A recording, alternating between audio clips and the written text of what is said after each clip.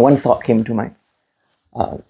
We, when we benefit from somebody, we just say, Alhamdulillah, we benefit. We should be grateful to that person, the institute, everybody. Ihsan, be good. But we also have to have kind of a moderation.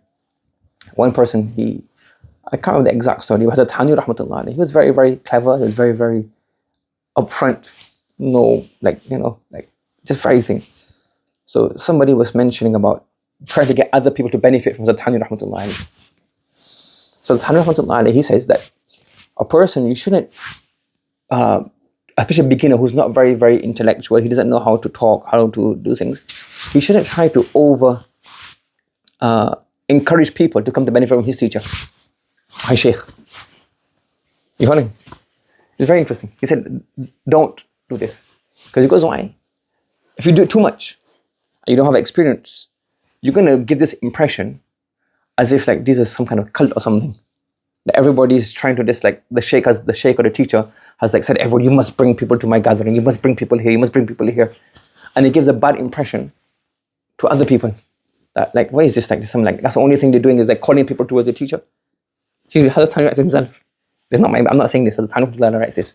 That when you call other people, you're doing it in such a way that as if like it becomes like and that gives a bad impression to people.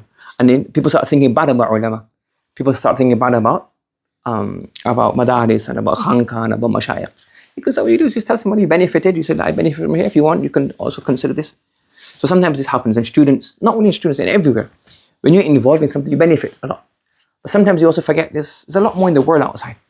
Are you following? So let's say, for example, somebody is doing charity work. So alhamdulillah, it's very good, you're doing charity work, keep doing charity work. People are hungry, people are starving, people need homes, widows need support. That's very, very good. But then if you go in such a way that this is the only thing in the world, that everything else is useless, you have that kind of feeling. But you have to know, okay, well, apart from this, you also have to preserve religion. If somebody's teaching, like, I don't know, tajweed, and he thinks, okay, this is the only thing in, like everybody, yes, you have to teach the Quran, you have to teach Quran pronunciation correctly, you have to teach this, is very important.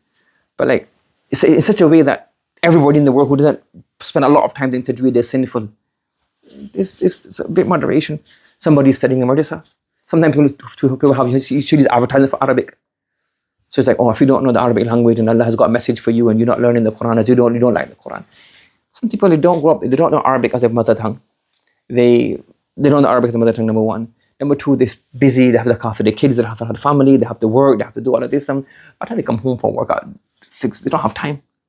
So what would negligence if you don't learn knowledge? So you don't have to learn the Quran directly via the Arabic language. When you say, for example, you listen to a lecture, a bayan, and that bayan is telling you the story of Musa alayhi salam, and you understood the story of Musa, the morals, the ethics, the lessons from there.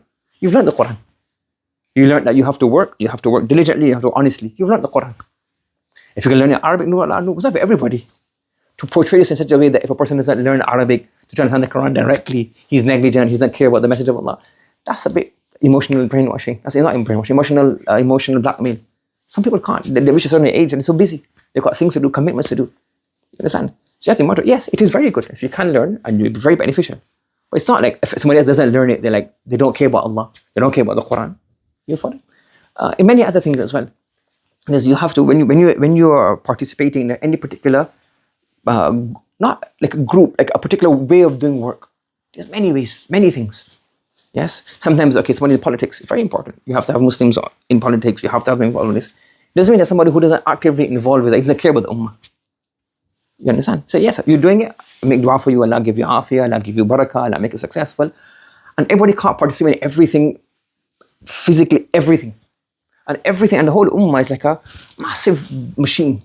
These small little cogs or little gears here and there. And they all come together to do what? To make the whole ummah work correctly. And nobody makes a plan. It happens naturally. Somebody opens a maktab with alif ba.